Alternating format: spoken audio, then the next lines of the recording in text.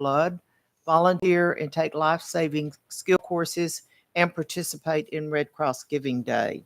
So we hereby recognize this month of March in honor of their remarkable service, and we ask everyone to join in their commitment to care for one another.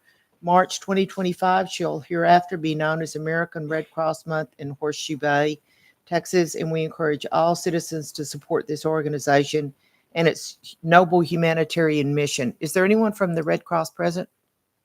So we will give them this proclamation, and I guess all of us certainly appreciate all the work that the Red Cross has done on the tragedies that we've had recently in our country, in North Carolina and in California and around the world. So it is a great organization, and we're happy to support it and honor them this March. Okay, then the next thing on our agenda is we have some recognitions and some introductions. So, Mr. Koska. Yes, ma'am. Thank you, Mayor and Council. Today, I'd like to introduce Nick King of the Police Department. He came to us from Seattle Police Department, where he patrolled downtown districts for 7 years. That must have been a really tough job. Is he back there? Is he hiding? He's not here today. He's Okay. not. Well, anyway, so he did move here to Texas in September 2023, joined the Texas Army National Guard as a combat medic, and joined the police department was the last month. And so it's good to have somebody on our team that's from a different area that kind of brings some different experiences. Nick and his wife, Jamie, have a 2-year-old daughter, and Colby, and they live in Burnet. Good. I had an opportunity to meet Officer King, and he is just really enthusiastic, and I think he's going to be a great addition to our police force. Thank you, Jeff. Okay, and so next we have Molly Jester, who has a couple of exciting things to tell us about. Thank you, Mayor and City Council. I'd like to recognize Beth Coombs for her 5-year service award. When she came to Horseshoe Bay, she had 30 years experience in the private nonprofit world. When she joined Horseshoe Bay, she started a new chapter as far as municipal governments and the court. Both were new. And since she's been here, she has completed many of the following. She's earned her level 1 and 2 certified court clerk. She has passed all exams for level 3 certified court clerk. And she's now working on the court observation and thesis paper. Level 3 is the highest level. There are only 149 in the entire state. Beth also earned the 2024 Municipal Traffic Safety Award for excellence in promoting traffic safety. She earned the Local Government Leadership Certificate through Texas Tech. We also appreciate Beth. She does our annual food drive, and she does our blood drives. And Beth's family. She's very blessed to be married to Gary for 40 years this coming May. And she has 2 children that were gifted from God. There's Zach and Megan, and in their fun time, they enjoy hiking, kayaking, and traveling. Like to say, Beth, she brings a lot of spark to the team, and she's done a lot of good, and we really appreciate her being here 5 years. Thank you.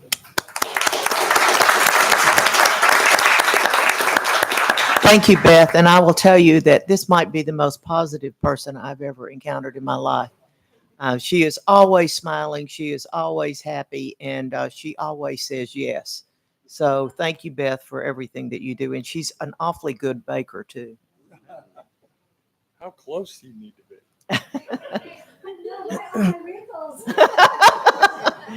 Yeah.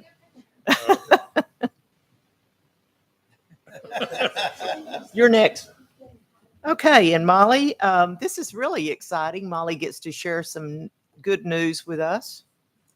All right, if anyone worked on the budget for this fiscal year, if you can stand up.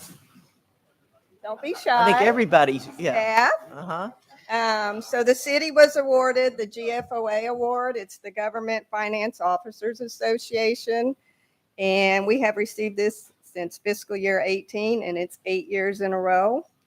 We are one of approximately 200 recipients in the state of Texas and one of 1,800 recipients in the U.S. United States. So congratulations to the team, and thanks for all y'all did.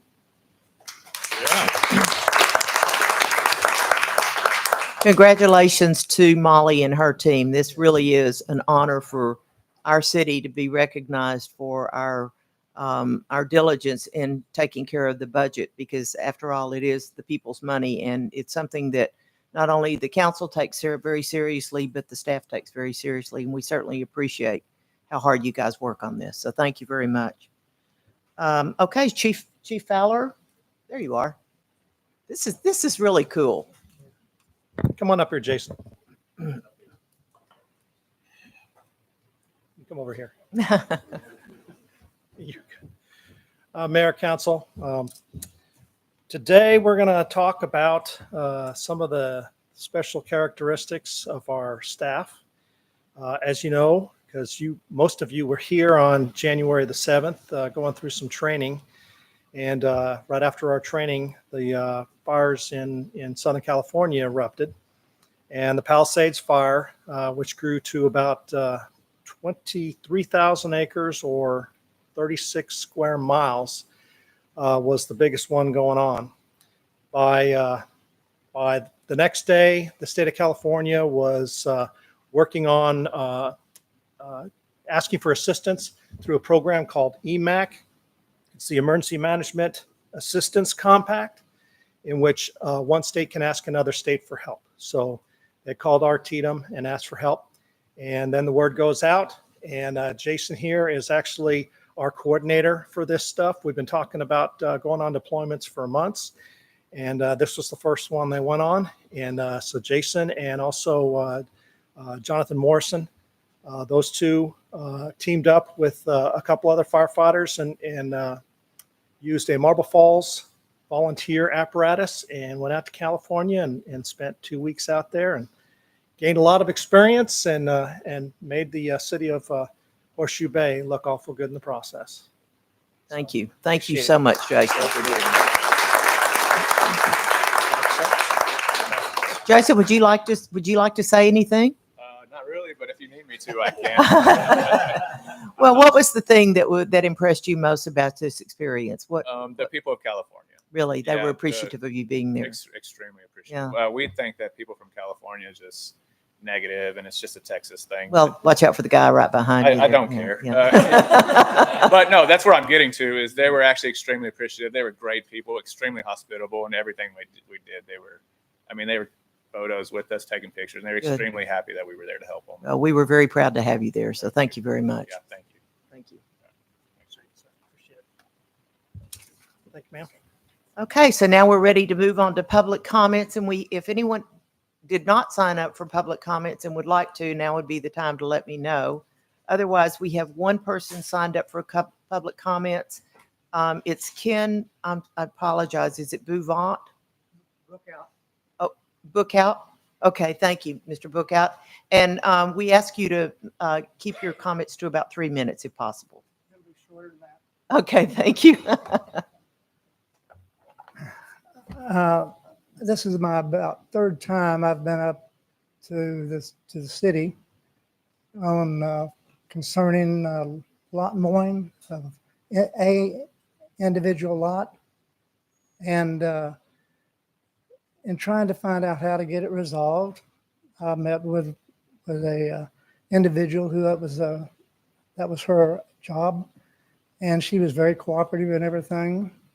But during the conversation I was trying to have with her to find out information about how am I going to get it mowed, whose it is, and all that, I was interrupted by a city employee, confronted by a city employee, yelled at by a city employee, and as a result of all that, I just left. Okay. I came back about a few days later. This happened in November 15th of this last year. So about 2, 3, 4 days later, I addressed the same issue and was told it'd be taken care of. Well, it's been 3 months and it hadn't been taken care of. So the city of Horseshoe Bay and maintaining lots, whether it's they're supposed to maintain it, the owner of the lot's supposed to maintain it, or whatever, it's not being done. And I was a resident coming up here having a legitimate complaint, and all I do is get yelled at. So I'm not a very happy camper in Horseshoe Bay. So I'll leave it at that. I'm leaving. No, wait, let me just respond.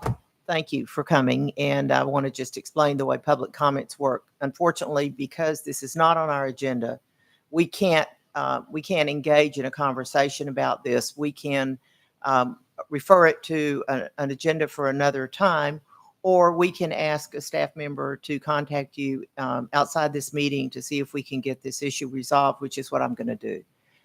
If you would not mind leaving your contact information, if you would just write it down and maybe hand it to Jason, someone will fine. call you, and we may not get the lot mowed, but we will find an answer for you. And we certainly, that is not the way we want our citizens to be treated, and that's not the attitude of this city towards our citizens. So thank you for coming. Okay. Well, it was that day anyway. So who do I leave my information with? If you want to just give it to Chief Graham. Thank you very much. Thanks, Jason. Okay, so now we're ready for presentations. And the first one, I'm going to let Commissioner Peter Jones introduce this one to us on the coming of carts to Llano County. So Peter, I'll let you tell us about that. Thank you. Good afternoon, Mayor, City Council. You may be aware or not aware of the fact we have a rural transit system in Llano County. It's called the HOP, and it's a door-to-door service that has been operating in Llano County for about 30 years. It's used significantly in the rural part of the county. You do get some usage, I know, out here in Horseshoe Bay. Anyway, that whole system is going to change effective as of March 1st.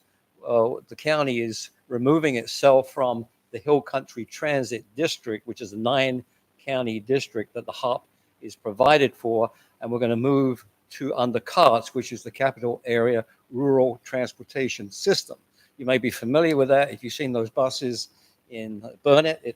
Burnett and 9 other counties use that service. We're going to attach to that district effective as of March 1st. I have here today Dana Platt, who is the Community Engagement Director, and she's going to tell you more about CARTS and the services it provides. So introduce Dana Platt. Thank you. Thank you, Commissioner Jones, and thank you, Mayor and Council, for having me. We are very excited. I'm Dana Platt. I'm the Community Engagement Director for CARTS. We provide rural transportation, so open to the public, to 9 counties surrounding the Austin area: Bastrop, Blanco, Burnett, Caldwell, Lee, Fayette, Hayes, Lee, and Williamson County. And then next month, we'll be incorporating Llano County into our district. So we're very happy about that. We've been meeting with drivers and staff, and I've been doing outreach in the communities. And the first 7 months, we're really going to try to assess the community's needs and what their travel needs are. We're going to be offering the same, if not more, service that the HOP was operating. We're going to have more connections to Marble Falls and to Burnett County. And so the service that we're going to operate here is called our Country Bus service. It's a reservation-based service. You call 24 hours in advance, schedule your ride. We'll come and pick you up at your house and take you where you need to go. And then we do have different services in different communities. So we have other types of services. We have regional routes that are fixed routes that you take that get you into the city of Austin. We have on-demand service, which works like an Uber in the city limits of 6 different cities. We have that service operating now in Marble Falls, Bastrop, Taylor, Lockhart, and then also in Elgin and LaGrange. And so we have different services that we can provide. So right now we're going to be providing Country Bus service, and then we'll base our services based on the community's needs. So if you need different type of service or you want on-demand service, then we're going to look at those options for you guys. And then service will be free for 90 days. And after that, seniors can ride our services at no charge. So seniors 60 and above can ride our Country Bus without a fare. We have partnered with CapCog and the Area Agency on Aging to provide those free rides. We noticed that during COVID, seniors were used to getting their meals delivered at home, and afterwards they weren't getting back out into the community or going to the centers. And so we just want to make transportation not a barrier for those seniors to get connected back into the communities. So those are kind of what we're doing. We're really excited. People can start scheduling rides now, so they can schedule rides 2 weeks in advance. So we've already started booking rides, and yeah, we're excited to start. Dana, how far, so in Horseshoe Bay, people could book you have 24-hour notice to book a ride. How far would you take them? So they can go anywhere in our service district. So they could schedule a ride to Austin for a doctor's appointment, or Yeah. of course that would just get them there, right? And then they have to figure out how to get home. No, so we're going to take you there and back. Right now from Horseshoe Bay, we don't have a direct route into Austin, but if that's something that you guys need, then we'll look at adding that service. We have it in other areas. But yeah, basically we'll pick you up at your house and take you basically anywhere you need to go. And then you would wait for them to have their doctor's appointment and bring them home? Yep. Oh, that's a nice service. So we won't leave you stranded. Like, we'll drop you off and then take you back. So when they call to book the ride, they just need to say, hey, I'm going to the HEB. I'm going to be 2 hours. Pick me up in an hour. Oh, okay, great. Thank you. Council members, do you have any of you have any questions for Dana? Thank you. We look forward to having that. And I'm sure you'll have some publicity out for the public. Yeah, I'm already starting to do some outreach. We're going to do the Boys and Girls Club is doing a Touch a Truck event in Kingslands. We'll be attending that in April. I did just last Friday do a news spot on Fox 7. So I highlighted our senior program, free rides. And I also mentioned that we're adding Llano County into our district. So I'm happy to do presentations, like pop up at events. So lots of outreach coming in this spring. Great. Thank you very much. Appreciate you being here. Thank you for having me. I'll leave some flyers and my business cards if Okay, anybody wants great. to reach out. Thank you very much. You can just leave them on that table over there. Okay, that brings us to the Transportation Committee, the long and awaited report. Kelly Kotz is the chairman, and Kelly, I'll let you, I see 4 of your committee members here. If you want to introduce those people that are here, just so we know who to thank for this enormous body of work. So Appreciate it. it's all yours. Okay, thank you, Mayor, Council. Again, my name is Kelly Kotz. I'm the chair of the Transportation Advisory Committee. We've got members with us today: Rhonda Kolar, Ruben Morgenstern. You always think. Yeah, put you on the spot. I'm sorry. No, that's good. Lee Larkin and Crystal Barrington. Mark Bloshak he's here. Is he? I don't see him. I didn't see him. He's the co-chair, and he's not here today. And Rusty Stout also served with us on the committee. So, ready to go? Yep, go for it. I just need the slides. Oh, the slides? You want the slides?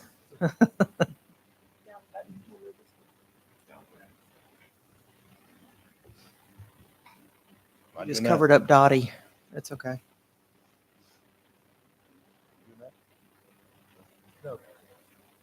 Okay. All right. As the mayor said, it's been a long time coming to get here today. We prepared the transportation plan, the report. I think y'all all have it, right? And so it was on a website too for a while, so I'm not sure if it's still there, but we presented back in July, this last summer, on most of the results, but we didn't have the report done. We refined some things, mainly with the shared use path, and then we prepared the report, and that's what you have today. So this is going to take I'll just upfront tell you, it's about 30 minutes. So be prepared for that. So, okay. All right. So the original charge of the committee, this is back in October 21, the committee was set up. And the purpose of the committee was to identify any potential new transportation goals and strategies and develop a plan, document a plan as a blueprint for the next 3 to 5 years. And so, and then we're supposed to use information from city elected officials, staffs, stakeholders, and we'll talk about how we did all that through the plan. We didn't really start in 21. It didn't take 4 years, but that's when the committee was established. I think Mark was the first one on the committee. It took us a while to get, I was asked to serve on it later than that. So it really didn't start till 22. Rhonda came on, and then we added committee members through the term. But it was a multi-year effort for sure. So this is the committee. We introduced them just a while ago. Let's get through that. And the plan today, I'm just going to talk through the summary of our recommendations, the committee recommendations, what we recommend for priorities for future budgets, the next steps, and then I'll answer any questions. And through the course of this presentation, you want to interrupt me for questions, that's perfectly fine. So this is the work we've done to date. This is just a short list of things we've done. I mean, we had a lot of meetings, met with stakeholder groups, POAs, various organizations, had quite a few meetings with TxDOT. You know, we did a public survey back in 23, I believe. And then we had some public meetings, a shared use path plan. We had met at the town hall. And then we really put a big effort in 23 on this grant application for the Transportation Alternatives Grant, which I'll talk about more here in a little bit. But that, we took a 6-month period where we worked on that pretty much exclusively during the course. And we had more public meetings for the overall plan, present our recommendations in July, and then we continue to work on the shared use path implementation to where we are today with the report. So this is the report that you should have a culmination of that here in February. Yeah, can I interrupt? Is there something wrong with his microphone? It seems like it's going in and out. Is it me? I'm back and forth. Oh, maybe. Just hold it up a little Is it higher. plugged in? There it is. Is there any way to dim some of these lights too? Yes. Yeah, there's a. Sorry, Kelly. No, you're good. I just don't use the mic. There, but- okay. Do I need to use the mic? Yeah. That's not better. Okay. All right. So this is a There you go. transportation plan report. There's really 8 sections to it. The introduction, public involvement. We describe what all we went through and how we did that. Existing conditions is what we have today. Growth forecast, which we spent some work on that. I'll talk about that in a second. There's a section on regional impacts, which is really kind of focused on the Wirtz Dam Road project, but also the impact of some of the TxDOT projects and the growth in Marble Falls, how it's influencing Horseshoe Bay. Then our recommendations, implementation, and then summary and conclusion. So that's basically how the report's outlined. So this is just a graphic on, the city today. And so if you look at this, the dark red is lots or areas that have been developed. The green is recreational areas. That's golf courses, green belt spaces. The purple is publicly owned property, the large part being LCRA, and some of that's the city. And the yellow is undeveloped. And so today, the city really, with platted lots, there's about 11,100 platted lots roughly. And roughly 40% of those are developed. So it's still, there's a lot of undeveloped areas still in the city. You've got some newer developments coming up with Silver Rock, Monarch Ridge, Gateway. All this area down here is still undeveloped, and then a lot of lots are undeveloped. And I'll run through that here in a second. So then, if you look at the most recent growth,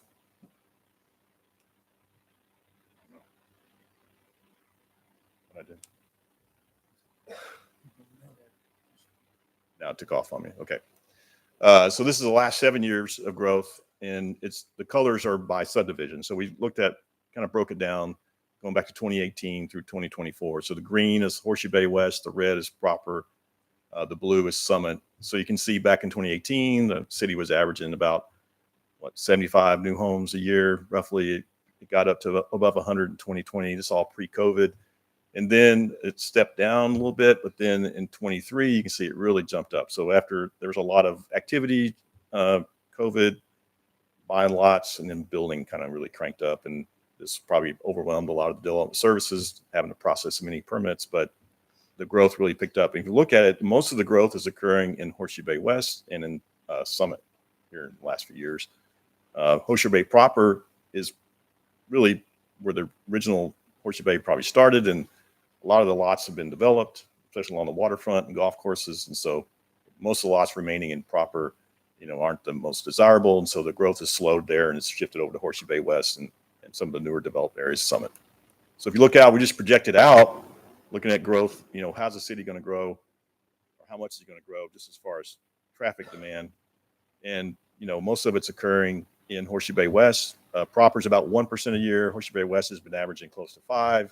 Summit even more. Escondido and the other developments have been pretty consistent, but they're just not big numbers there to make a huge difference in the city. But today we're at about 4,500 lots developed in 10 years, looking at about 40% growth increase, and then in 10 years, 80%. So the next thing is regional coordination. This is really related to Wirtz Dam Road and Bridge. Just a reminder of the project. You know, it's really Wirtz Dam Road exists today as just a rural road that goes from 1431 down to near the lake and dead ends. Burnett County has been pushing to build this project with TxDOT to connect Wirtz Dam Road all the way to 2147 in Cottonwood Shores. And there'll be a new bridge right here with the Colorado River. So right now there's really one bridge at 281. This will be a second bridge, but it's intended really to, well, there's the bridge, a concept of what the bridge is going to like. So it's a pretty big structure, and the road will be a 2-lane road connecting 1431 to 2147. So today, traffic to get over to Horseshoe Bay from West Marble Falls, Granite Shoals, Kingsland comes down 1431, goes through the two intersections in Marble Falls at 281 and 1431 and 281 and 2147, then comes over to Horseshoe Bay and vice versa. So the goal, this is back in 2005 when this project, Wirtz Dam Road, was conceived. It was intended to relieve the congestion at the intersections on 281. That's the real intent of the whole project. And they did a license plate study back then, this is 20 years ago, that showed like 15% of the traffic in those two intersections originates from west, like Granite Shoals, and then from Horseshoe Bay. So that's how much traffic they think they can reduce those intersections, about 15%. But again, that was 20 years ago when they did that license plate survey. So Wirtz Dam Road, traffic then would shift this way and lessen from these two intersections here. That's the goal of the project. So looking at it regionally, this is a map of Marble Falls' comprehensive plan, which is the colors on the right. And here's Wirtz Dam Road, where it exists, or it's going to exist. And then what we're trying to discourage is traffic coming through Horseshoe Bay. So if we build this road, you know, is it going to encourage traffic to come through Horseshoe Bay? Not sure. The studies that the county's done says no, but I think there's a lot of not a lot of confidence in that just might happen. And so the city's really been working hard to try to get an alternative road to make this connection all the way to 71, which is this path right here, to plan a road to connect from 21 to 47 down to 71 near the hospital. So there you see you have more connectivity directly from 1431 to 71, and hopefully we discourage traffic through Horseshoe Bay, and that's the intent of that road. It also will, you know, improve emergency response times, especially from an ambulance in Granite Shoals or West Marble Falls to get to the hospital. You can have a more direct route there instead of having to go through 281 a long way around. So the next thing is we had in recommendations is a lot of intersection improvements. And I'm just going to go through these pretty fast, but all about safety improvement, traffic flow, and meeting the community expectations. Part of the survey, we asked about, hey, do you prefer roundabouts or traffic signals in Horseshoe Bay? Wasn't sure how that was going to go, but it was about 60-40 for roundabouts over traffic signals. I think if we asked today, again, it'd probably be even more toward roundabouts. There's been some education, but if you look at other resort type communities around the United States, if you travel around, like this is Sedona, Arizona, Vail, Colorado, look at Beaver Creek. Even here, we have one roundabout in Horseshoe Bay now near the resort. So they're very common in other places like this. If you travel in Europe, they're everywhere, right? So it's very common. But these in Horseshoe Bay, I think it meets the character of what the city would like as a roundabout versus a traffic signal. So we developed some concepts for some roundabouts at some of the key intersections. This is Horseshoe Bay Boulevard and 2147. This is a roundabout concept there. And you can see in general, it fits in there well. In the center of the roundabout, you can have some type of architectural feature if you'd like, a gateway signage or whatever you'd like to have to make it real aesthetic. And it's continuous flow. And the main thing about roundabouts is safety. They're much more safer than a traffic signal. So if you think about the accidents at a traffic signal is when the light's green, you got high speed, a car is just going through it and someone runs a red light, you end up with a high velocity T-bone collision, and you have more fatalities at signals than anywhere else. And so a roundabout, the traffic has to slow to enter the roundabout, so your speeds are less. in the intersection or the roundabout. And if there are collisions, they're typically a side swipe type collision, not a T-bone collision. And so the injuries are lessened if there is even an accident in a roundabout. So much more safer. And then generally, I think they blend more of the character of what we want in Horseshoe Bay. This is another one at Bay West Boulevard in 2147. A little more complicated implementation because of I think it's Prosperity Bank there and all the driveways. So there's going to be some coordination required with the bank to reconfigure some of their driveways to make this happen.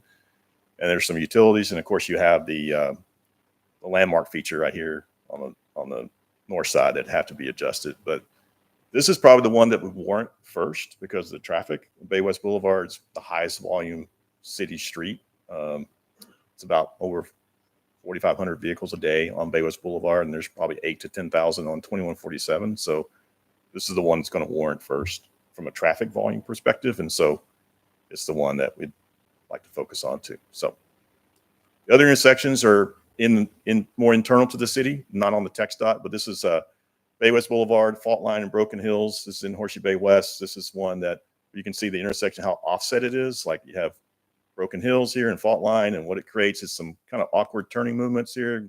People turning left in front of each other. If you've ever been there, you'll see some of this happen sometimes, and cars are not sure what to do, and they stop. There's not been really any collisions here, but there's been some, I'd say, near misses. And as traffic volume and the growth in Horseshoe Bay West particularly increases, this is likely going to be more of an issue in the future. So we're recommending doing something about it sooner than later. There is some large rocks here in the median that, kind of impeded some of the sight distance, and we recommended in July to remove those and lower them. Well, that got done already. And so, Tim and his group took the rocks out, lowered it down, really improved it, and, have a curb there now. So that's already been done and completed. Would you consider putting a roundabout path in that spot? You're 2 slides ahead of me. So this is some of the concepts we're looking at. One is to just alter the intersection of Broken Hills alignment to align across from Fault Line. So here you're creating a typical four-way intersection where you could put stop signs. You can make it a four-way stop. You could do whatever at this. So this is very conventional, right? And then here's the lady is way ahead of me for the roundabout concept, the same intersection to implement there too. And this is what it would look like. So a couple of options at Bay West, Fault Line, Broken Hills to make that intersection a lot nicer and cleaner and safer. The other one is at Bay West in Cat Canyon. So Cat Canyon here is the only entrance into this neighborhood. There's about 92 lots. It's probably 35 to 40% developed. But the real issue here is sight distance. Especially turning left from Bay West into Cat Canyon. You really just can't see cars coming over the hill very well. So you just don't have much time to react. And especially, I've seen people trying to pull a trailer through there. It's like, okay. So it's tough. And so we're recommending, hey, the volumes on Bay West are going to get worse. So let's take some action here. And it was one of our top priorities was to do something about this. And the alternative we looked at here was to have a different entry into this area connecting Platinum to Turquoise. And so that these people here have a way to get out other than this intersection to come in and get out. Right here's a lot better sight distance at Bay West. And so it's much safer to get in and out. So to build this road. And then we're recommending as a committee to close Cat Canyon. I know Councilmember Waddell may not want to close it, but I think our recommendation is to close it. That's for the council to decide. But I think we just want to encourage people to come out this way, come in and out through this intersection once it's built, rather than this one, which is a little more hazardous. So this is Thanksgiving Mountain Road. This is at 2147. This intersection, it's the main entrance for part of Horseshoe Bay proper, Horseshoe Bay South. It's the main access and the two largest churches in Horseshoe Bay. So it does get stacked up here at times, especially on Sundays when church lets out. But there's really only one lane coming out. And so we're looking at some alternatives there. The other part is this curve further up the hill. It's a pretty sharp curve going downhill, really narrow lane, 10-foot lanes. And in our public meetings, we got comments about this curve, like, hey, it's hazardous. It's tough to navigate, especially during the nighttime hours and in any kind of poor weather, poor visibility conditions. It makes it hard. So we're looking at this as part of this project. So we're looking at recommending is adding some illumination here at this curve, probably some additional chevrons. Those are those signs that have the little triangle that tell you a curve's coming. If we could widen it, the lanes here would be ideal. It's tough, but it'd be ideal. And then down here, we're recommending implementing a left turn lane at the intersection with 2147, just to be able to allow cars to be able to turn right or left and reduce some of that stacking there. So someday, I think Thanksgiving Mountain Road and 2147 would be a candidate for a roundabout. It just doesn't have the traffic volume really on Thanksgiving Mountain Road. It's like 1,000 vehicles a day. So it's probably not there yet to get there. So this will be a step one, and then ultimately someday plan for a roundabout there too, if you want. That would be a nice entrance to the city. There's just another close up of the left turn lane. These two new signs here, entrance signs that were just improved. They're far enough out where we can widen the road and make that happen. So the next thing, really, this is the one, shared use path limitation is the last thing I want to talk about. And, it's all about pedestrian safety, bicycle safety, golf cart safety, and a transportation alternative to get to the key destinations within the city. So during our public meetings and comment, I think myself and the committee would say that when we're out and about, we get asked about this more than anything. This is the number one thing people want, it appears, from all the commentary we get, is they want a way to get around the city without having to get in their car. And right now, people are walking, biking, taking their golf carts on streets and having to interact with vehicles all the time. And some streets are relatively low traffic volume, and that's okay. But some of the streets have a lot higher traffic volume, and it makes it a little more challenging. So for us, this was probably the number one request, was that, hey, we want a way to get around to the main destinations in the city without having to use a car safely. And so the issue for us is that as a committee it was a huge retrofit challenge because the city wasn't really designed for it. It wasn't planned for it. And so we're having to figure out a way to put it in. And the big thing is, how do we get across 2147, which is the big challenge. So back in 23, this all came about. We started with a grant application for the Transportation Alternative Grant Program, which is administered by TxDOT. It's a federally funded program. We applied for almost a $10 million grant to implement the shared use path plan that we had come up with at the time. It required a 20% local match or transportation development credits. The city has transportation development credits, so we utilized those and applied with that as the match. So there's no cash outlay by the city. So it was a pretty good deal, if you want. We competed statewide, and we didn't win, but when we had our debrief, they told us, hey, you're right below the funding line, and they gave us some feedback on things to improve to make ourselves a lot more competitive the next cycle. The cycles are every 2 years, so we're up again in 25 right now for the next round of applications to compete again for the grant. So this is the original plan. These are kind of some of the key destinations that we identified from public surveys and our own viewpoints, all the different places people like to get around in Horseshoe Bay. We spent some time. These brown streets I just popped up there. Those are streets we identified, like, hey, they're relatively low volume streets that, it's okay for golf carts and people to walk on, not too much vehicle interaction, but we got to connect all this together. And so we looked at, okay, coming from Horseshoe Bay West, we'll start there, but we're going to go east. We're looking at a route there from Bay West Boulevard down Pecan Crossing, connect Pecan Creek subdivision, continue along backside of along an LCRA transmission line easement over to Tory Lane, and then around the backside of the Bayside Grocery Market complex there, and we connect into the back of that, going through the Escondido green kind of a buffer area they have back there. There's kind of an existing trail back there actually, but we're following that back to the back. They were agreeable to allow us to do that. And so they have a connection to Escondido there that they can access in and out. And then we came down Torrey Lane to the south, crossed 2147, and then went on the south side of 2147 to Summit Rock Boulevard so that people could get to Summit Rock Clubhouse, and then continue down to the new City Hall where it's being built, and then connected into High Circle South, which from there, then you can get to Slick and all the way over to the resort. So that was the initial phase one that we had planned back in 23. And then we were crossing 2147 at grade right there at Torrey Lane. And then we were recommending striping Bay West Boulevard all the way up to Cap Rock. So you'd have at least a pathway along the street identified for that. And we had a second path over here called the Lucy Lane path. We called this a city center shared use path. We called this one Lucy Lane.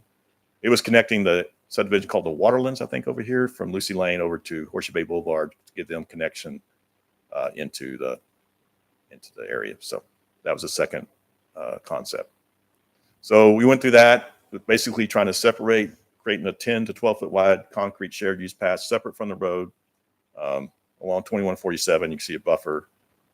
Big issue was crossing 2147. We had this original rectangular rapid flashing beacon.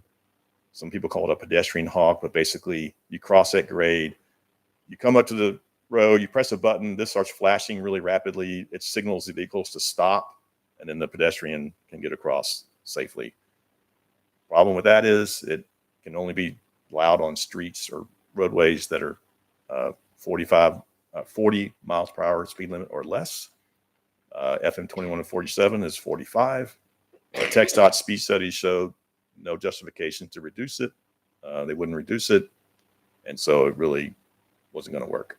And we got a lot of feedback from citizens that said, we don't really like it. So that hurt us, I think, in the grant application was this crossing concept and some other things that not having some of the right of way. But anyway. So this was, I mentioned earlier about striping Bay West Boulevard. So this is part of the plan too, was to stripe it a 6 foot lane on each side. That actually was presented in July, and that was actually done this past fall. It's been in place as I'd say as a trial to see how it was working and how it was accepted and used. I think it's been pretty successful. Gotten a lot of positive comments about it. People are using it. It has had an effect, I think, of when we narrow the travel lane down. It's 22 feet wide right now across here. We narrow that down to 15 feet. That people had to pay more attention. They see the stripe as hey, I can't go across the stripe, but it has, I think, slowed speeds. I've gotten comments from people who walk a lot and they say, yeah, the traffic's slower. They're paying more attention. If you look at the crash data from TxDOT in Horseshoe Bay, the number one reason for accidents was driver inattention. So I think it's helped a lot with people having to pay more attention, especially in this area, because before it was 22 feet wide, you could meander all over the place.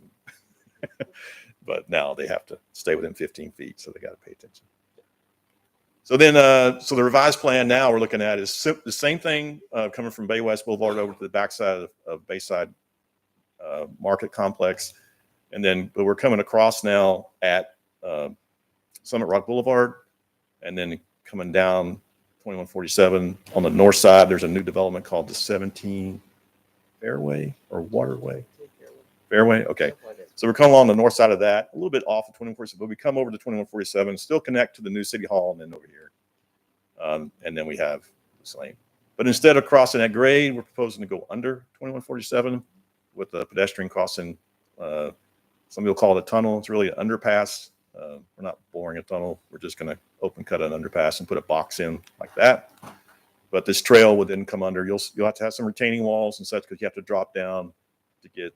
You have to have at least 8 to 10 feet of clearance here for bicycles, and so you have to go down pretty deep to get underneath it. And these slopes for this trail have to meet American with Disabilities Act requirements, which is a maximum slope of 5%. So when you have to go down 12 to 14 feet, that means you have to come out a distance of almost 250 feet before you get back to natural grade at the 5% slope. So it takes some work to get down there. And so that's part of the challenge, right? So kind Coming back here, this is where we'd come, this is where we connect here to the Bayside Market, but then we come back on the backside of Cadence Bank. And then Cadence Bank has generously offered to donate this property to the city to allow them to build this trail across here to get under and then over back. So that's kind of the look of what it'd be. So we did a couple, this has happened in the last, literally, this is what we've been working on since fall, right? So we did some borings, had some geotechnical borings done to see, hey, what's down there? You know, make sure it's practical. If there's some kind of granite layer that make it impossible to dig. So we did 2 borings. This one here looked good, 17 feet before we hit anything. This one here, the original field log showed 4.5 feet, but that apparently wasn't right. So last week we just got a report, the final report back that showed like 8.5, 9 feet before we get to something hard. So it at first I thought it wasn't in play, but now I think it has a chance. So we want to, part of the recommendations we'll hear later is we want to ask for some more borings across here to really identify like what's underneath here, because that's going to make or break it. And, you know, the concept is TxDOT is supportive of this to go under here. They would like to see it as a kind of a showcase project of how to separate this pedestrian traffic from their roadways. But the concept is that you would open cut this, place the precast boxes in and put it back in place over a weekend, 3 to 4 day period. So it'd be quick, right? So you do half of it, move the traffic over to the south, build this half, put this back in service, shift the traffic to the north, and finish it, open cut it in a very short period of time. But if you hit granite or something like that, it ain't going to be short. So that's the part we got to figure out. So we need some more data. I'll just say there to really profile this crossing. Kelly, I do have one question on that. Yes, sir. Why wouldn't we move it farther down so you don't have to go all the way up Summit Boulevard? Why not take that tunnel and go on the other side of Summit Boulevard? This way? Right there. Well, so the reason we kind of focus on this is because there's some utilities, underground utilities in this area. So the city's major sewer line comes like right here. So we were trying to not interfere with that. All right. Either way, if we came right here, we cross under here, we still have to go 250 feet to get back up to grade one way or another. And over here, there's a drainage crossing. And so it makes it hard to even, so we still have to come back this way probably and do something. So this is again, the revised plan with the underpass right there. That's what we're shooting for. So overall recommendations, we want to plan for this 2025 alternative grants program, implement the stripe shoulder. It's been done. Proceed with easement acquisitions. There's been a lot of work done on that already. So we're hoping to have all that, most of it in place before the grant is due in June. And advance the preliminary design, which that has been done. Nathan Fuller's here somewhere today. Yeah, back there. So Nathan's been big help. He's been helping us do a lot with this preliminary design. He's a local engineer here. So that'll help with being more shovel ready for the application and then prepare for the funding requirements. So the big kicker is that before we were able to use transportation development credits as the match, it's no longer allowed in this cycle. It's actually a cash match. So it's a 20% match. So the difference this time is if it's a $10 million project, it's a $2 million match for the city. And so that's the big the question for you guys is, do you want to do it or not? So as a committee, we're recommending to do it because it was the number one request, number one priority from the citizens is to put this shared use path in and have this connectivity. So it's our recommendation. Yeah, we need to figure it out, but it's still $2 million to get 10. It's a pretty good deal if you can make it happen. So we still have to compete for it. West Dam Road and Bridge, we want to monitor this implementation schedule with TxDOT. Originally, they were saying they're going to start in 27. That's probably up in the air now for a lot of reasons, and then continue to advance planning for this direct connection. So this is the part that we want to get into this plan and get into Burnett County's plan and Marble Falls' plan and make sure that there's a path for connectivity from 2147 over to 71. and then coordinate this with TxDOT, these traffic calming measures. This is the roundabouts and things like that on 2147 that would slow traffic to some extent and discourage people from wanting to go through the city. So continue with that. All these intersection improvements we talked about, the city's already done the moving rocks. But on these, we're asking really to advance the engineering. So the things we've done has been conceptual. We don't have cost estimates or anything for these. So really the next step is to advance the engineering on these and get some, good designs and cost estimates so that city can understand what it's going to cost to implement them. And then you can strategize when and how to pay for these things if and when it's justified. These are the two roundabouts on FM 2147 at Horseshoe Bay Boulevard. So in this case, TxDOT has a innovative intersection division they created. They've been very cooperative throughout the process. They are kind of excited about these opportunities to have these roundabouts designs. I think they will offer some assistance with the engineering part and planning for these. So just really recommending coordinating with them through the area office to get to that, and then start to research your funding options for that. There may be some funding grant alternatives out here for these innovative. It's not really innovative, but they consider it innovative. It's different in Texas anyway. And just for safety, maybe some grant funding for safety. And there's probably some private funding options. The resort would probably be interested in some of these. They probably would like to have the architectural features and things like that in the middle. And then at Cat Canyon, we're really recommending, hey, we need to get the right of way. There's some lots that have to be bought at each end of Platinum and Turquoise to be able to build this thing. So we want to acquire those before anything happens, and then advance the engineering there too. Oh, you can't read this, but this is in the report. This is the kind of the one of the last slides, but it's recommended funding. So we have in here the number one priority was Cat Canyon getting the That's right. on, if you want them to look in their book, if you've got it, Yes. remember, it's on page 7-3. Yeah. And 7-4. And then most of this is all shared use path steps in implementation, priorities and funding. And then the rest of it's the intersection improvements, advancement, and then some other smaller items down here. But basically it's about a little less. I think this year's budget was $438,000 to move forward with these things. I did plugged in a bond for the $2 million grant in 26. So to finance $2 million, it's about $150,000 a year. Your finance advisor's here, she can probably check my math on that. So anyway, but so that's $150,000 a year to finance that $2 million over a period of 20 years. So, and then so it's about $500,000, a little more than $500,000 in 26, and then it's less in these future years because it's all just planning and engineering and stuff like that. But eventually, you're going to look at these cost estimates, and you may end up plugging something in here in the future. So the plan, I'll just say this, is very dynamic. The report, I mean, I'll say we finished it. After last week's results, I already want to change it. I don't want to change it. So, and we may have to change it if you decide to go forward with the grant to include, update the underpass and the geotech, and because we want this plan to be supporting the grant application. So we may want to update it in May, and that's okay. We can do that. But only if you want to go forward. If you don't want to go forward, there's no purpose really to update it. So, so that's it. But I think the big question today, and it's not on the agenda, but is to think about does the city want to move forward with the transportation alternative grant application for 2025, given that you now have to put up $2 million. And so the preliminary application is due Friday.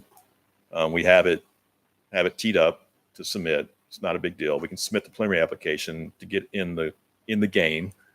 And there's no commitment to do that. I would recommend doing that by Friday.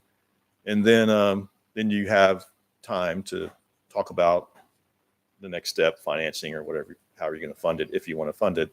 The final application is due in June. And then there is a funding commitment required with that. So you have to decide by then. And then the announcement would be in October if you're awarded it. And then there's like an 8 to 12 month period where negotiate or they put together in place called an advanced funding agreement. So there's really another almost year after October before you really even start anything. And then you start your design. So there's relatively low costs through that period. That'll probably take at least a year to get through all that with TxDOT's requirements. And then you start construction. So you're looking at 2027 at the earliest before you have any money spent for construction, the big dollars. And so you have time to figure out how you're going to fund it. Wow. Did that $10 million increase or decrease consider with the new coring that we're going to do? No, I factor that in. No, that's in there. That's in there. Yeah. Okay. Yeah. So we're looking roughly 10 million total. Max, I think. Yeah. The 10 million before included Lucy Lane. And so if you take that out and some other things, even with inflation since 23, I think we're still in that ballpark. You know, Kelly, thank you. All of you, thank you. And we're going to allow the council members to ask questions too, but I just, you know, HDR Engineering, that's the name of your firm, isn't it? Yeah. Yeah. But they start engineering to do anything. They get paid a whole lot of money for this sort of thing. And we are very, very fortunate to have you and all of your committee that did this for us. I mean, this is just an amazing thing that you all have done for your community. It's a great piece of work, and it's really going to help us. I do have one question, since we do have the expert sitting in the room here. If we're looking at this funding, this for shared use path, would it be considered a sidewalk? Are we looking at a general obligation or a certificate of obligation? You could do either. Great. So, yeah. Good. That's the answer. That's the answer I wanted. Thank you, Jennifer. Okay, council members, ask your questions. You made the comment earlier that Worst Dam Road was coming closer to Horseshoe Bay, and we were trying to kind of move it back the other. I got to go back. Basically, you said that they didn't think that would increase. They said they didn't think it would increase the traffic to Horseshoe Bay. Well, what are they basing that on, other than just an assumption? 2005 data, which is obviously outdated.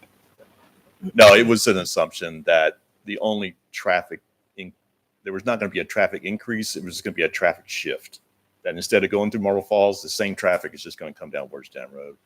They believed it wasn't going to encourage traffic through Horseshoe Bay. And I think, I'm trying to get there, sorry.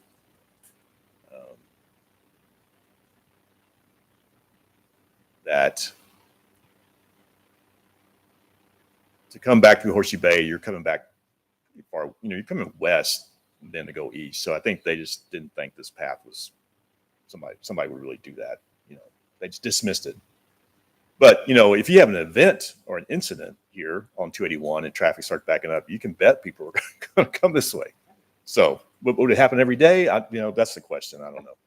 If you have this, then definitely not. And I think the one of the attractive thing is if you build this, it's like, man, there's just need to get something over here to get to the hospital. So it would help the area to have these emergency response times. Because even if you have this, you still got to, how do you get to the hospital? Well, you have to go all this way, or you have to go back that way. And so it does make sense to have a short circuit there to make that work.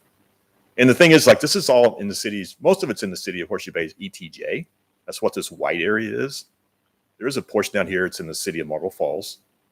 And of course, this is Cottonwood Shores. This is right in front of the TXB gas station. And so,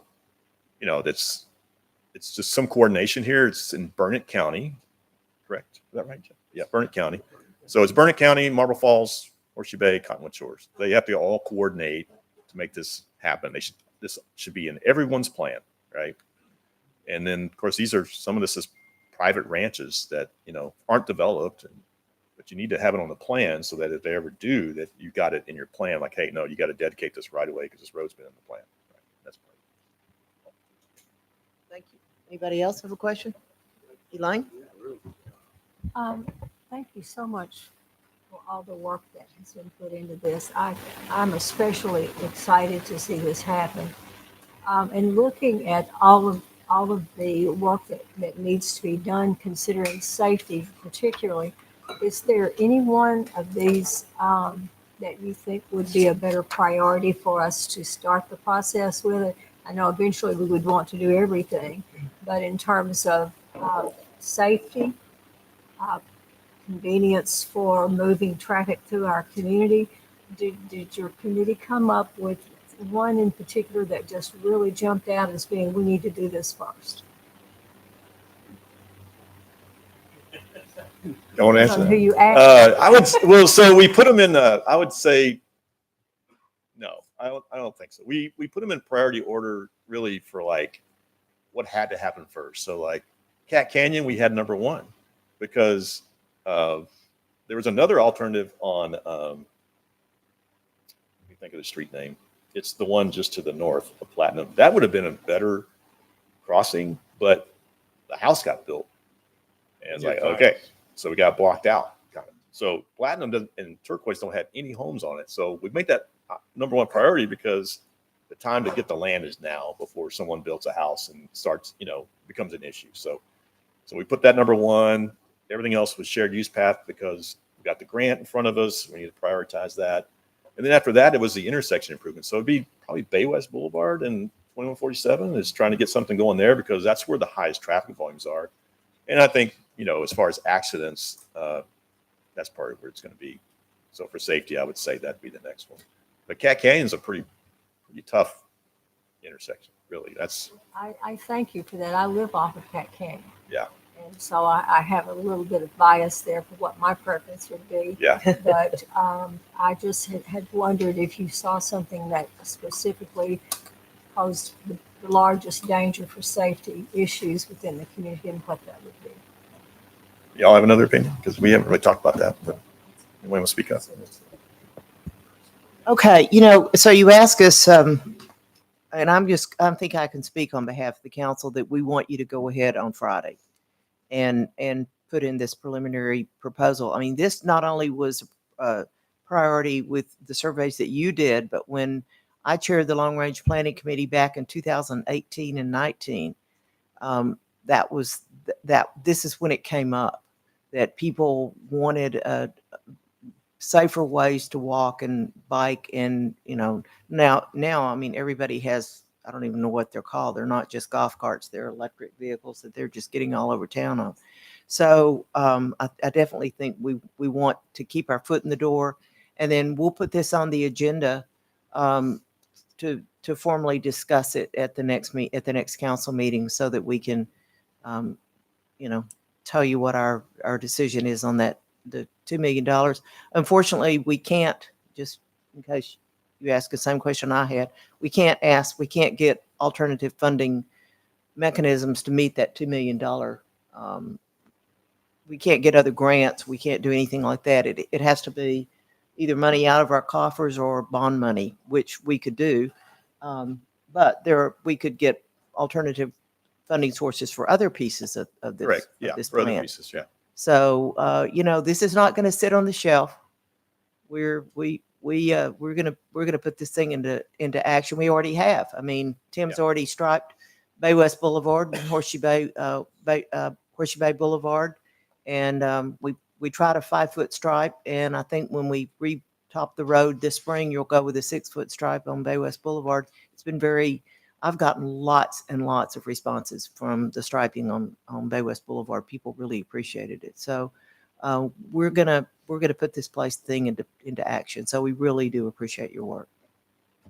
Jeff, do you want to say anything? I just want to say very much the same thing, echo the same thing about the appreciation of all the work that's gone into this. I say Kelly has put in a tremendous amount of hours.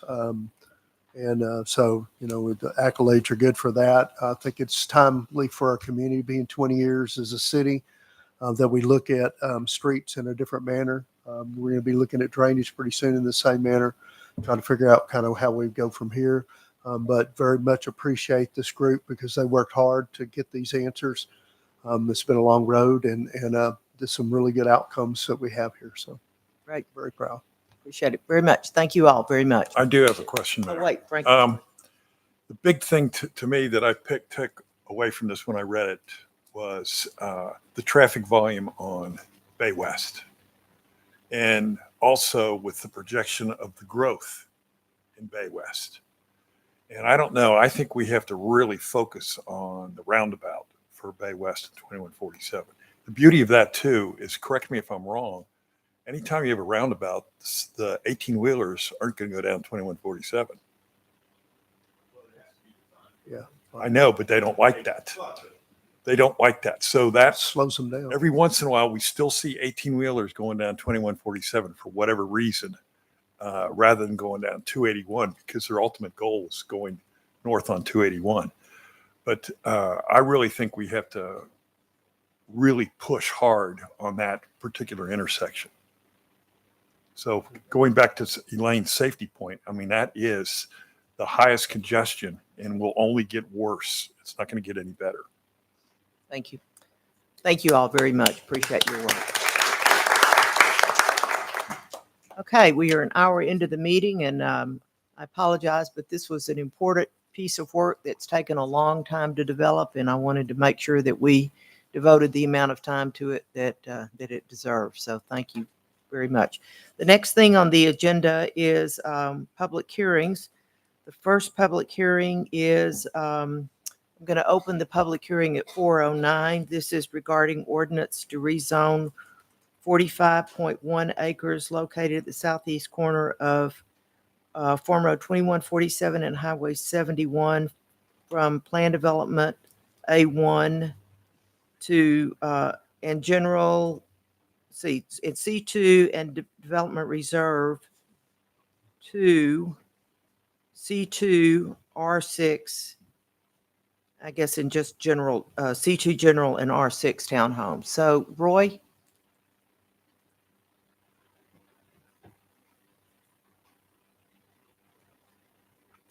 Ma'am, you have in your packet a staff report that brings to your attention a request from the applicant to defer this once again till next month.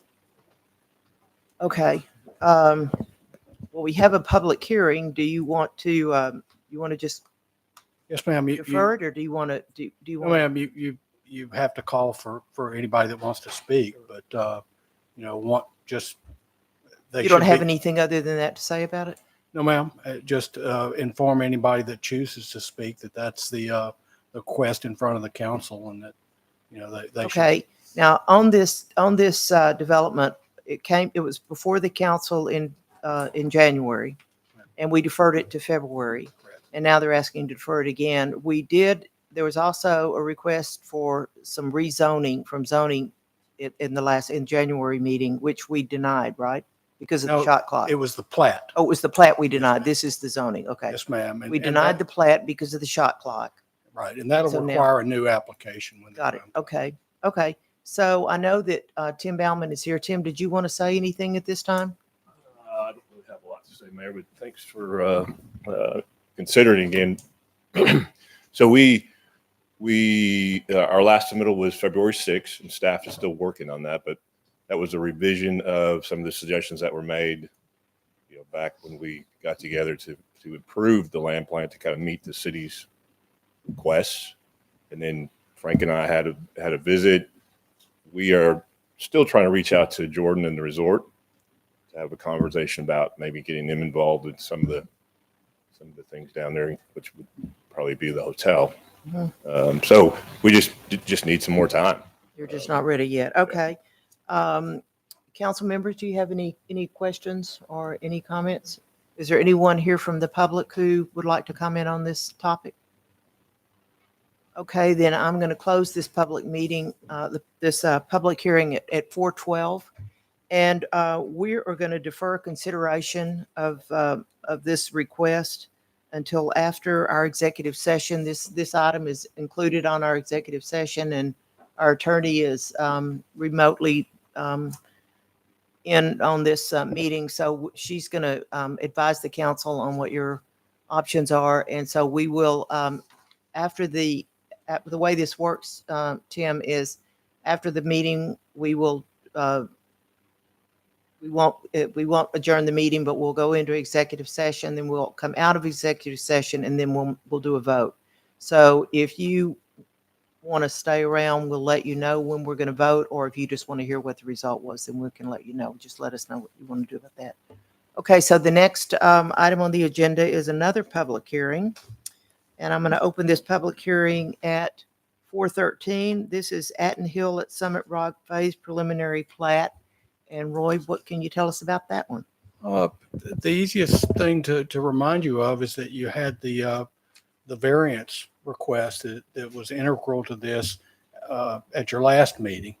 That was kind of a prerequisite before this could proceed on to P&Z. And following that approval of that variance request, it's now been unanimously recommended by P&Z, and it's back in front of you for the approval of the actual plat, conditioned upon that variance having already been approved. Okay. Is there anyone here from the applicant that would like to speak?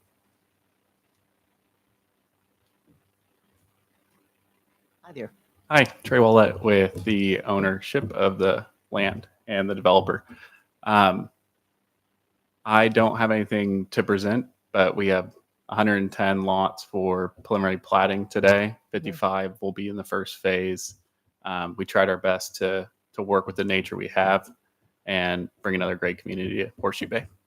Great. If there's any questions. Thank you, Trey. Is there anyone here from the public who would like to come in or has a question?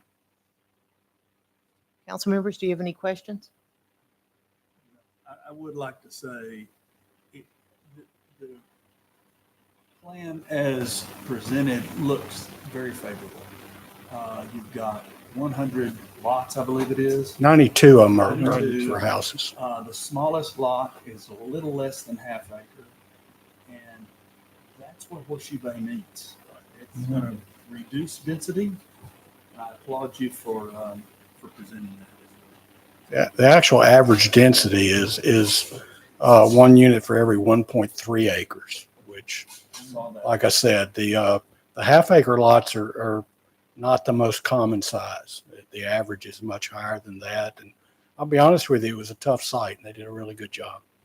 Well, one other thing I'd like to make sure is on the record, and that is that the variance that we had for the cut and fill was extremely small variances. There were only 5 lots, I believe, and the linear feet is probably going to be. They did exactly what the purpose of that requirement is made sure that they didn't butcher the land any more than they had to. Great. Thank That's what we're looking for. Yep. Anybody else have any questions or comments? Okay, so we're going to close the public hearing at 4:16. And council, I will entertain a motion. I move to approve the phase preliminary subdivision plat application subject to the variance associated conditions approved by the City Council on January 21st, 2025. I have a motion by Councilmember Morgan. Is there a second? Second by Councilmember Weatherby. All in favor say aye. Aye. Opposed? Okay, the motion carries. Thank you so much. This is an example of you worked within the zoning, you worked within what was there. You asked for one tiny little variance, like Jeff said, that was just a couple of feet on 5 lots, and that makes our work and the work of the department much easier when everything isn't an exception. So thank you very much, and good luck with your project. Okay, so now we move on to business. I'm not forgetting something, am I? Okay.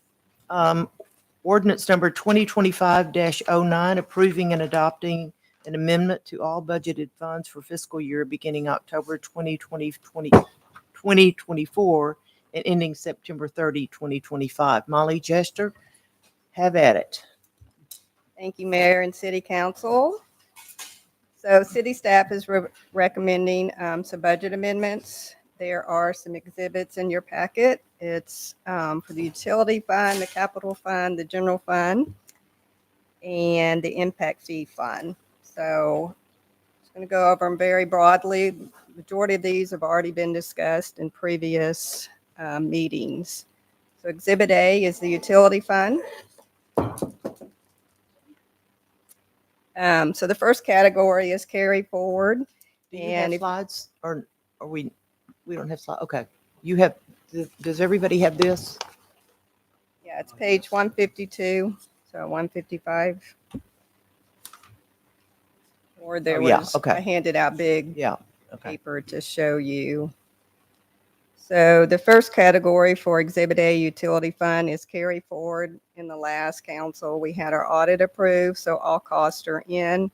However, there was about 7 projects where the budget was not completely spent for that year, or it may have been a little bit overspent for that year. These are multi-year projects. They're not over in total. So those 7 projects add up to a total of $624,000. The next category is strength and dependability. Back in August, there was 2 high service pumps at the West plant that failed. And in order to strengthen dependability and have firefighting capacity at the plants, an additional $197,000 has been spent that we would like to do a budget amendment for. The next category has to do with increase in contracts due to increase in costs such as engineering fees and materials and labor. There was 3 projects and those total $503,000. The next category is the chemical accident proceeds were received and an additional $30,000 for bond issuance cost. The total of these 4 categories adds up to $1,354,000 for budget amendments. An additional category to discuss is the chemical accident. As you're aware, that happened back in October. The costs are not final. We're still submitting claims to insurance, but at one point in time, there was about a little over $1 million in costs at that point. And we expect to be reimbursed, not all of it. There's some caps. And we anticipate the city will be, for that chemical accident at that point in time, was around $152,000. Those costs will be subrogated, but there needs to be a budget amendment. So if you take the categories for strengthening dependability for $197,000, the total increase in those 3 contracts due to increase in costs of $503,000, the total increase in bond cost of $30,000, and where we stood when this report was written for cost over the insurance proceeds for the chemical accident, that rounds to about $882,000 or around $900,000. With these additional costs, we would like to increase our bond for $1 million. That's the next topic, but I wanted to back it up as to why we were going to be doing that. Are there any questions on Exhibit A with these individual categories that were just discussed?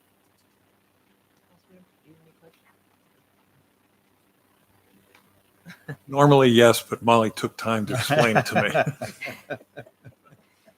3 numbers behind.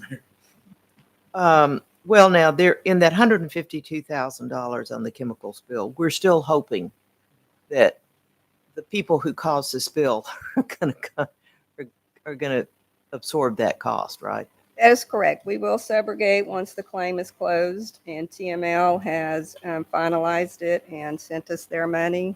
They will subrogate their part, and the city will subrogate their part, which was not covered by them. Will be done in tandem, and we'll be on the same page. And that will only happen after the claim is completed. But in the meantime, we have to get our plant repaired, so we have to pay the people that do it. That is correct. We've got, like I said, 1 reimbursement for $438,000. We just submitted a second one, so we're expecting, a little over $1 million to be reimbursed. Okay, thank you. Doesn't include legal fees either. Okay, you want to go to? So go to Exhibit B, and that's the capital fund. And again, you recognize the category carry forward. There were 4 projects that were with the audit. They were final costs were recorded, and either the budget, again, these are multi-year projects. So just in this fiscal year 24, the project either overspent or underspent, and those amounts will be carried forward to fiscal year 25. And that totals to about 80,000 for those 4 projects. Okay. The next is Exhibit C, which is the general fund. And again, there's a carry forward for about 12,000 that did not happen.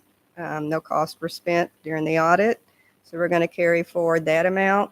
And then there's some increase in accounts. We had discussed increasing the DARE management by 12,000 through the season ending in March.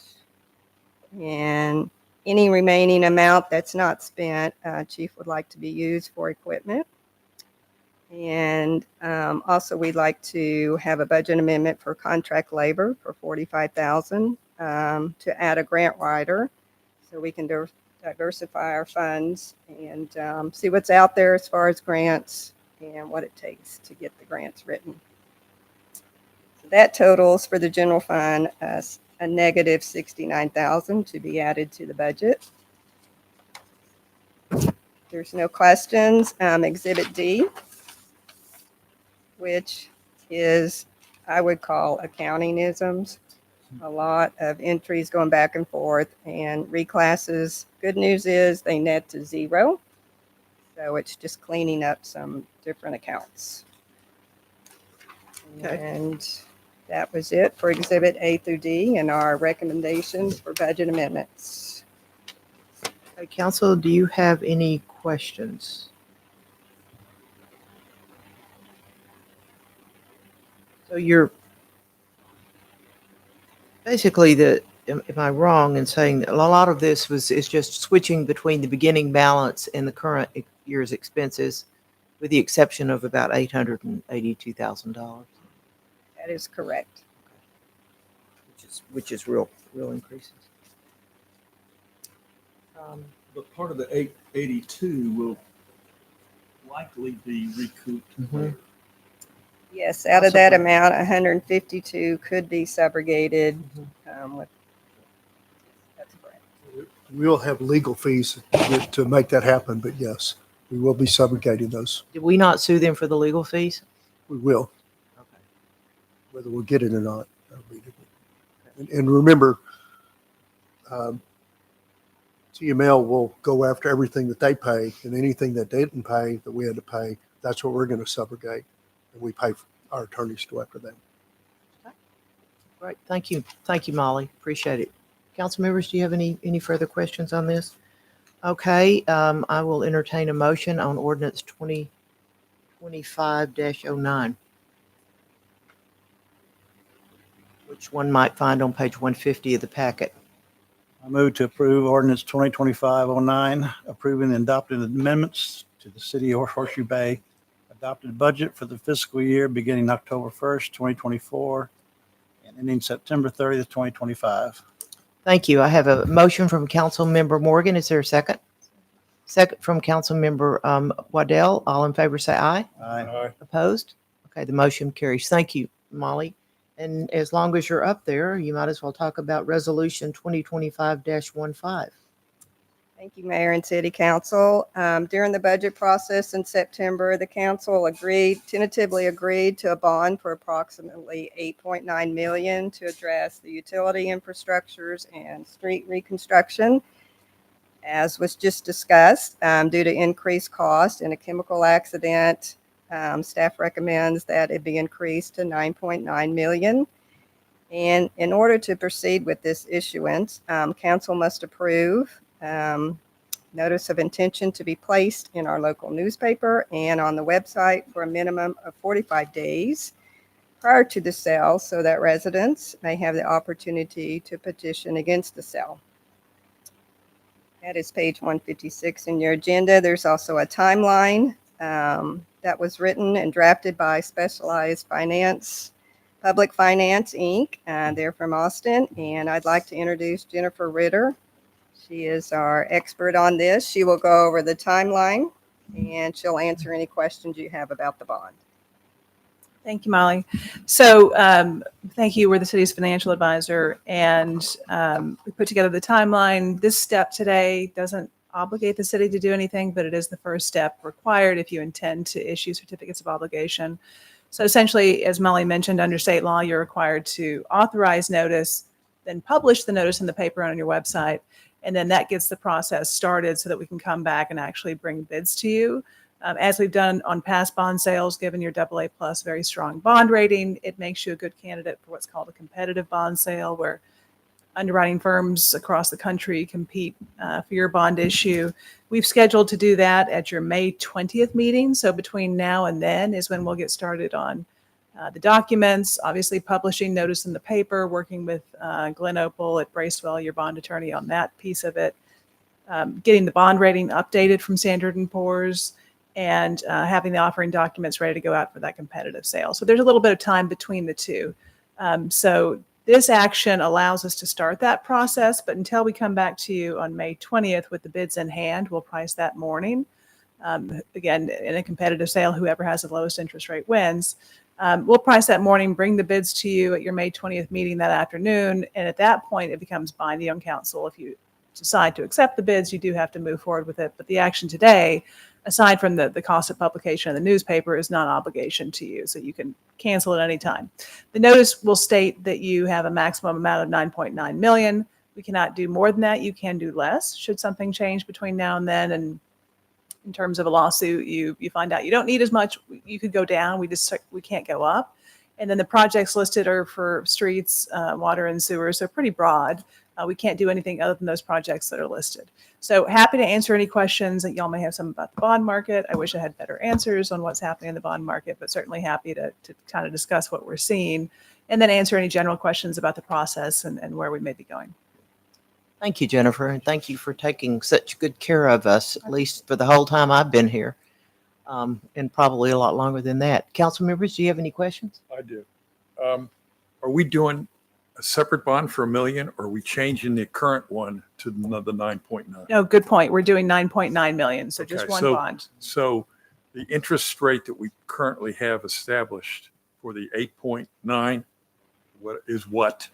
I think we've been running it with a 4.5 or 4% in the notice. I remember 4 something. Yeah, I don't have the notice, and you probably got it printed out in your packet, but we actually probably are projecting, if we sold today, to be in the low 4s. Okay, so we could improve the interest rate, or? Oh, absolutely. The interest rate's not set until we price on May 20th. Okay. So it'll be market subject to whatever the market is on May 20th. So there is rate risk during that time period, but for the notice, we're required to put in an estimated interest rate. It's 5%. Thank you. Any other questions? Okay, then I will entertain a motion regarding Resolution 2025-15. I move to approve Resolution 2024. It's 2025-15. I'm sorry, yeah. Authorizing publication of notice of intention to issue certified of obligation series 2025 for the city of Horseshoe Bay. Okay, I have a motion from Councilmember Weatherby. Is there a second? A second from Mayor Pro Tem. All in favor say aye. Aye. Opposed? Okay, the motion carries. Thank you. Thank you, Jennifer, for being here. Okay, so now we move on to personnel policy. An addition to our personnel policy, and Rachel Hearn is going to explain that to you all. Thank you, Mayor. Good afternoon, Council. I'll just give a little bit of a summary, and then I'll hand it over to Chief Fowler to kind of fill in on questions if anyone has any. In front of you, you have an addition of a personnel policy to address our TIFMIS, or emergency deployment, that Chief Fowler has been mentioning, and he mentioned earlier today with Jason Blackman standing here. This policy just outlines procedures for employees to maintain, and also our reimbursement is dependent upon us having a policy in place. So this just allows us to get reimbursed for them to be deployed to help in these, and also keep some rules and procedures behind it while they're out. and stuff. Really, the importance is to help with the reimbursement process. We have to have a number of policies in place. We have most of them in place already.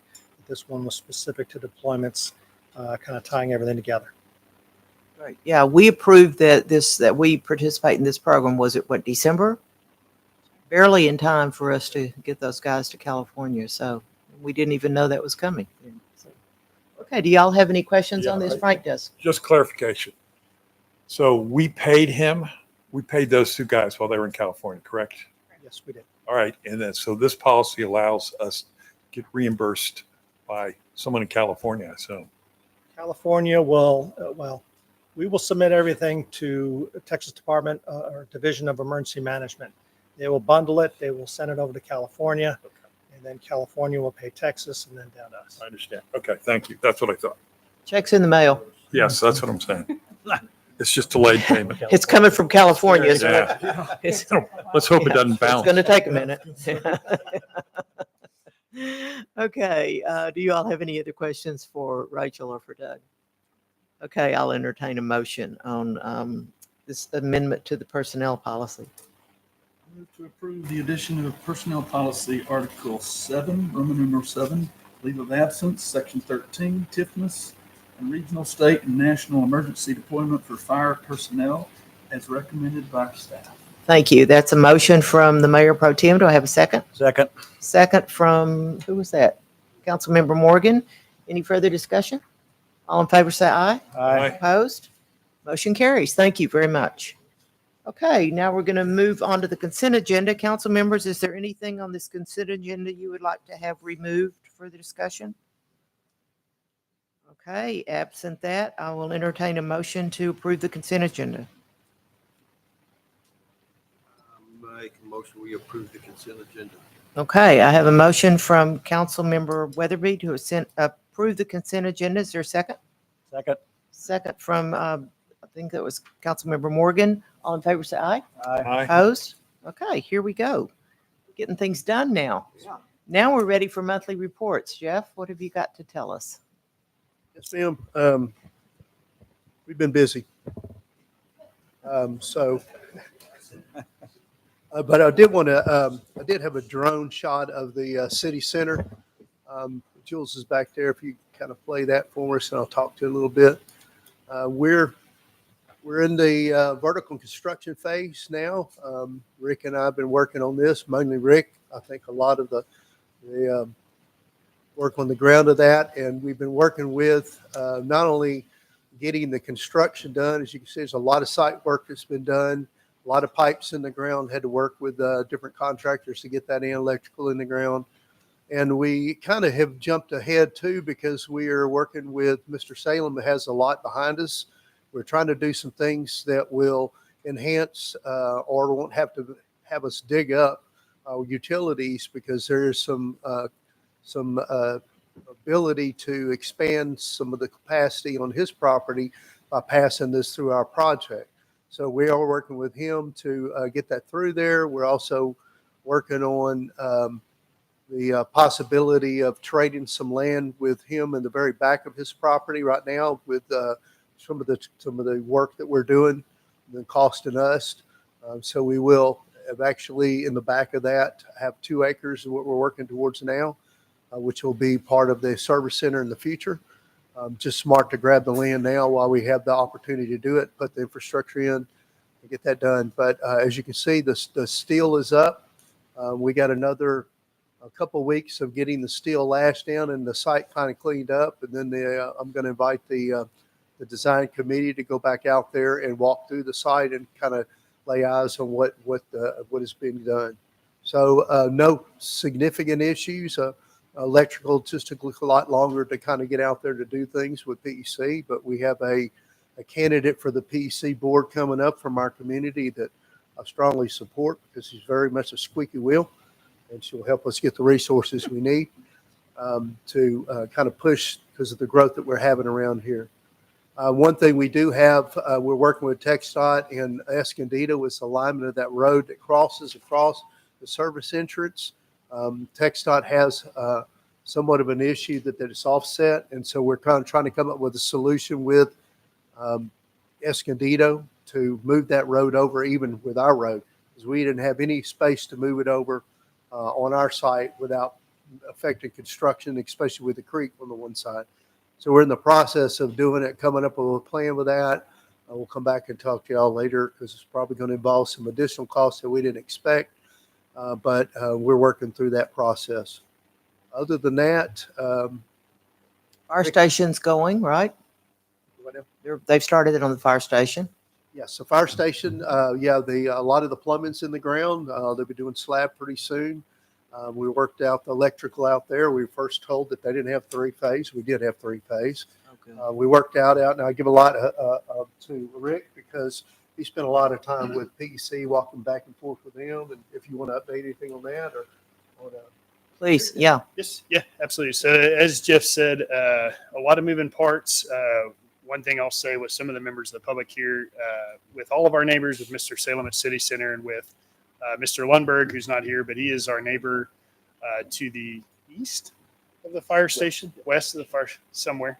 I have to look at the map. So to the west of the fire station, he actually has a owner-owned pole in his yard that he allowed us to connect to, run our own electric meters, not paying for the power, but he's been a good neighbor to the fire station to allow us to access that for temporary power. So that's progressing. They're doing site work currently at West Fire, rough plumbing, all that, et cetera. So they'll probably pour concrete. I'm going to estimate in the 2 to 3 week mark, just throwing a guess out there, but that's kind of where they're at. Obviously, just got the drone shot for City Center. So. Good. Okay, thank you. So we're moving pretty much forwards with this. Still scheduled for the end of this year to have that building complete.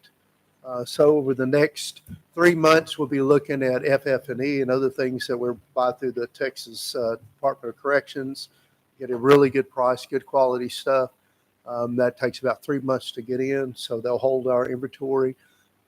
We're going to be walking the LCRA property probably the first weekend of March with the mayor and Sandra Nash, who is our in-house architect, landscape architect, to try to figure out how we do trails in that property and what other things we're going to do improvements on that.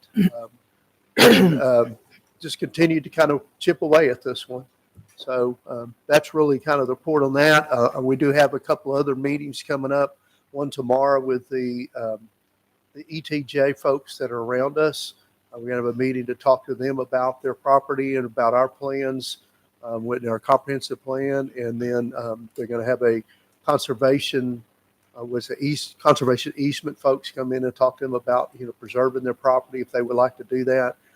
Just trying to reach out. It's the first time we actually reached out to the ETJ folks and try to develop a good relationship as we go forwards. Following that, I think we have the President's POA meeting. We have a lot of things going on there. And then real estate. And then I think on the 28th, 27th, I think we have the realtors. And then the afternoon, I think we're going to the legislator, the Capitol building, and try to make an impact on them. So a busy month. Is the building that houses the fire station right now, is that going to, it's going to stay? Yes, sir. What's going to happen to that? It's going to stay and still save as a storage area for one of the units in there. And then over the next 10 years, when we need more capacity, when there's an ambulance, and right now I think we could put an ambulance in there, but as we need the growth needs, and we're going to replace that building with and we designed the new building to attach to where we're going to put the covered area that's going to be the other bay and replace that. Lots of plans. So I don't know if you have other department reports. I wonder if we could get an update on what's going on with the pump noise issue over at West. Is that resolved? Sure, I can talk to that a little bit because I did go out to the site and with Rick and Ray last Friday and listened to the site. As you can tell, it's a positive displacement blower, so it is noise. It's always been noise. It's been noisy since 1986 out there if you stand next to the building. We did take it, and when that was, we had those tubes that we lost. We did put a temporary one on the outside of the building It was noisy. Wasn't inside the building. So built some areas around there because we got some complaints. We put the new ones in there, and they are in now. And it still, if you're standing next to the building, you could hear it, but I couldn't hear it tell you the truth, couldn't hear it very well from the recycling center. And then we went up to the road on the corner of the property up there, and I couldn't hear anything. All I could hear was the highway on 71. Good. So, but I'm kind of semi-deaf anyway. So, but I do know that it's pretty much back the way I think it has been. But we're not going to stop there. We are going to look at some other options and see if we can find some ways to mitigate that even more, and then bring all costs back if that's something that costs a substantial amount of money. And I think we are going to meet with the residents down there on the 28th. We want to hear what they have to say because they have some ideas too. Oh, and the people in Westgate? Oh, okay, good. Thank you. Appreciate that. Are there any other department heads who have anything to report? I would say we're about to get cold, but we're ready for that. We don't believe there's any precipitation in this, but we're ready for that either way we go. But we'll be sending a message out about the cold. And we're also going to modify the emergency management page. We talked about that today to include a link to weather always. So, Okay, great. Council members, do you all have anything to report from your committees that you liaison with or from CatCon? I just have one question. Is Fred committed to ground vaults yet? I think he has, but I really need to find out where. I think there was some places we had to have them. Yes. But I had to check on that. You're talking about Rio? Yes. How much longer are they going to be? Peter Jones was just asking me, Molly, when we're going to ask for the rest of our money. Well, as soon as they give us their pay apps, we pay them right now. It's labor, so it's not real expensive. A lot of that was parts up front, but they're looking at the end of April. Okay. So do I believe that? So you think they'll Right, have to all me, it's their gonna all take a their long lines they're going to put in done, but they're saying by the end of April they'll be ready. So that means they're going to start going out into the community and offering hookups. Yeah, on the ones that they already have lit up, I think the one going to west on High Circle and that area over there, they're already lit up, and I think they're going to the residents now and starting to talk to them about hooking up. But they are, just like they've always said, they have a contract with us. They're going to put in the main trunk line through the city before they come back and start spreading out. I met them last week at Lackawanna in the last week, and they've made it to that tower. They're making a connection there, so they're moving pretty fast. In west, they already have they're to the fire station now, so they've kind of knocked out the majority of west at this point. So they're going to jump back over and start moving in the proper this month. How about that away? That away, that's when they jump over. I think they're going to go. Let me think. How are they going to do that? Because I think they went up Summer Boulevard. Because remember, the original way they were going to go around to that away. So they went up Summer Boulevard. They're up there. They've completed their connection to get to the tower. But that away, I think, is where they're going to start from the power lines, and they're going to go down High Circle first, and they will go up to that away to hit the tower. Okay. The reason I raised the ground vaults, you can order those now. Yeah. And that's more expensive. You might as well order those things. Sure. I'll be getting in touch with him because he also has the other part of that contract, which includes all the equipment to tie our system into our existing network. You can go ahead and get that ordered so we can get that. I'll reach out to him today. Okay. Great. So if there's no other further business, the council's going to move into executive session, which means that if you're not part of the executive session, you have to leave.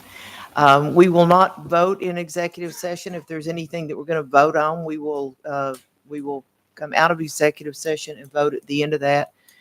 So at this time, we're going to move into executive session to confer with our legal counsel under section 551.071 regarding a senior living, Savannah Developers for a senior living tract, which is a parcel with the gateway at Horseshoe Bay, and a request for a 6 permit extension and options for enforcement action relating to 1902 Bay West Boulevard. So we'll move into executive session at 4:48. Thank you all very much for coming. We appreciate you being here. Thank you. Y'all have fun. Thank you, Transportation.